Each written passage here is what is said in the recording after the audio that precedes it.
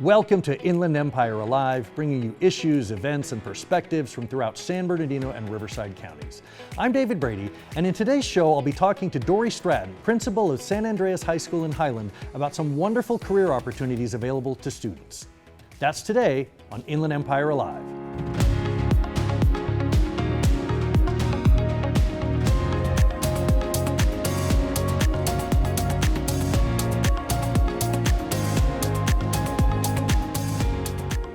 Well, here with me now to talk about some wonderful career opportunities available to students at San Andreas High School is the principal, Dory Stratton. Welcome to the program. Thank you for having me. So before we get into the pathways, let's talk about San Andreas High School. Tell me a little bit about the school, who the students are, what makes the school unique. Sure. So we're an alternative school in San Bernardino City Unified School District, and we're located in Highland, California. And we have a population of about 500 students at one time, and then throughout the year, about 800 students come through our campus. We're an at-risk population of students. So typically our students don't do well at the comprehensive high schools. They're behind in credits, and so they come over to us. And they come over to us to get caught up in credits and to make sure that they can graduate on time. Sometimes we do have fifth-year seniors, but our goal is to really get them graduated, but then to also get them prepared for their future. So these are students that have dreams, that have goals, they have jobs they want to get just like everybody else. So talk to me about what is unique at your school that prepares them for life beyond high school. So, well, there's lots of things at our school. Like, I'm very, very proud of our school and our staff. So we are the first school in the state of California and actually nationwide to have Link Learning certification. So Link Learning is a rigorous program where pathways at high schools have to be put through basically a test to see if they have certification, and there's lots of different steps to be certified. And so Link Learning, which is a company who comes through and certifies pathways. In the past, they never had an alternative high school who actually even attempted to apply for certification. We always feel like, why not? Why can't our kids have those same opportunities? So we started our pathways about 5 years ago, and we started with a business and technology pathway, and then we expanded to a health pathway. Talk to me a little bit about why it was so important to you to offer these career readiness pathways, because you're not just graduating them. Your goal is not just getting them a diploma. Your goal is preparing them for careers. Yeah, in the past, we a lot of the times would have past or previous students come back to us and they were a little lost, and or even at the time of graduation, a lot of the times we would ask our students, what are you doing next? And a lot of the times they really didn't know, they didn't have that direction. And so pathways have given our students an edge up as far as just direction on where they want to go. Our two pathways are business and health. So even if they don't want to go into either of those two fields, it gives them a base understanding of just in general the health careers and what's possible. And a lot of the times it opens them up to availabilities that they didn't think that they had. And then the same thing with business, right? Everybody can have use for business skills or opportunities. Money management, balancing books, accounting. Right. And so one of the things we've also intertwined is the essential skills. So we intertwine in all of our classes some essential skills. So we talk about, like, why is it important to come to class? Well, in the job market, you're going to have to come and make sure you have great time management. And so we a lot of the times try to intertwine our job skills and essential skills with everyday skills that they need to be successful at our school. One of the things I thought was so interesting when I learned about these pathways is these are not just classroom academic exercises. These are hands-on, really like living laboratories. Talk to me about some of the activities that the students participate in. Sure. So we actually have several partnerships. So we work with AMR, and so with our CNA program and our medical terminology classes, we will have AMR that come in, and our students have learned basic first aid CPR skills, and so they will then be tested by some of our partners at AMR, and they'll do backboarding skills, and so they'll coach them in how would they transport somebody who is, for example, in a car accident, or what are all the different skills that they have to look for when they're doing CPR. So we're having the real industry professionals who come in on a regular basis every 6 weeks usually and have that interaction with our students. So that's really, really awesome. And then we do have like an ambulance simulator in one of our classes, so the kids are able to get in as if they were actually in an ambulance.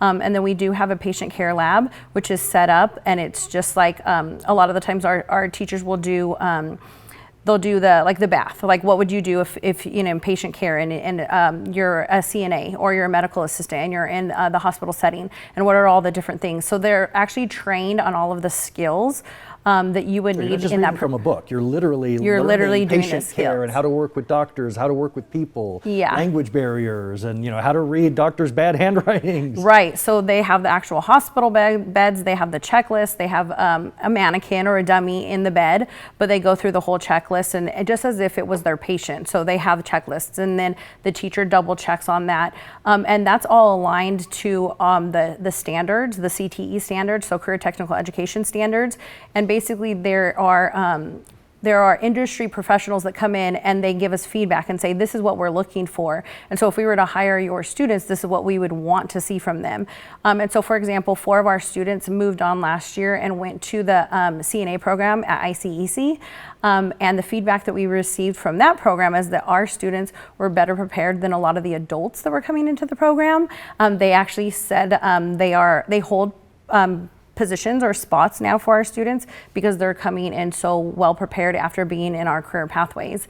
And so a lot of the times people underestimate at-risk students, and they underestimate continuation, and a lot of times people have a stereotype of our students, and they can achieve. They can, whatever they set their mind to, whether they want to be an RN or whether we've actually had previous students who are police officers in our city and come back and visit our teachers. And so whatever they set their mind to it, for whatever reason they're going through a struggle, which is why they're at our school, and we help get them prepared and get them through that struggle.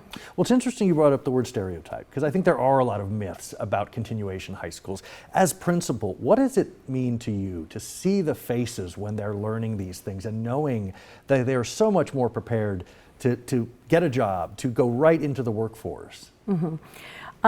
So you actually see that understanding from not only our students but our parents. Last night we had our open house, and I introduced myself to one of the parents, and he was just thanking me, and he was saying, my son didn't want to go to the other school he was at. He was always apprehensive about being there, and he wasn't finding success, but here he's finding success. And so I think part of that has to do with our small class size. I think a lot of it has to do with a lot of our focus has been in the past 5 to 10 years has been in social and emotional learning, and really knowing where our students are at and how we can provide wraparound services for them, whether that be mental health or whether if they're foster homeless youth. But really just kind of understanding where they're at, and then trying to help fill in those gaps for them. And then a lot of the times the students will say, like, I feel heard at this school, like people know my name. And so even if they initially don't want to come to our school because they have a misconception about it as well, a lot of the times they don't want to leave. And so a lot of the times we will have families bringing, brothers or sisters or cousins here because my other child did really well here, and I want to make sure that this child has the same success. So it's really awesome to see them succeeding once they are at our school and then once they leave our school. It's interesting when you think about success. Success is not just a report card. Mm-hmm. It's not just good grades, like you said. It is the light that comes into their faces, the hope that you give them, the inspiration you give them. It isn't just, well, you got good grades, good on you. Mm-hmm. How long have you been at San Andreas? This is my 12th year.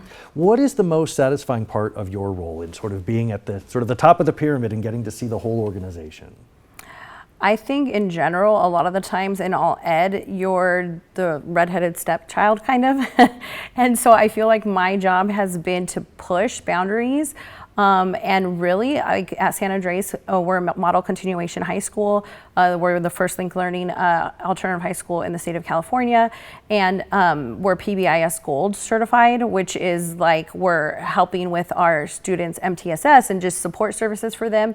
And so I think whenever people say, oh, like alternative schools can't do that, or no, that hasn't been the way, or that hasn't been the history.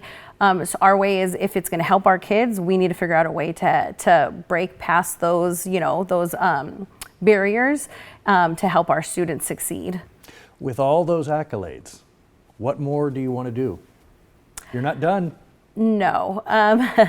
So we plan on applying eventually for Platinum for PBIS.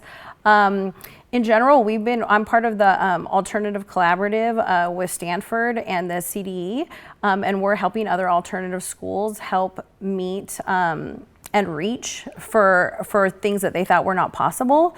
So my team of teachers have actually held several workshops for teachers in other districts. So we have districts come out from all over California, and then even internationally, there's been schools who have been reaching out to us related to our pathways, our project-based learning and our hands-on learning, so even internationally. And so it's kind of, one of my goals would be to help other alternative schools see that they can have more for their students. It is possible.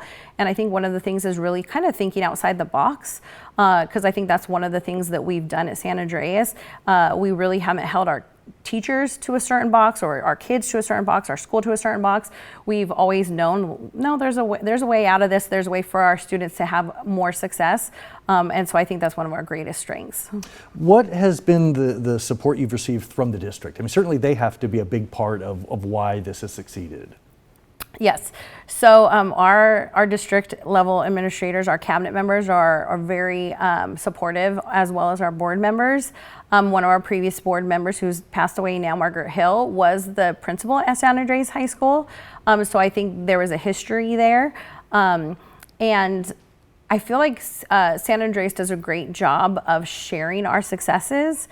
So as a result, our board members and our cabinet members are cheerleaders for us. And so a lot of the times when we're asking them for things to help us, it's just a matter of us explaining what the needs are.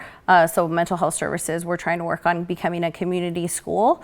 And so our kids will have those support services. So it's more, they understand that the need is there, and they're willing and able to support us in any way possible so our kids can succeed. Dory Stratton, wonderful things happening at San Andreas High School. I want to say again, 2 linked learning pathways, business and technology, health science. To learn all about the great things that are happening there, you want to go to sanandreas.sbcsud.com. It's been such a pleasure. Thank you so much for being here. Thank you.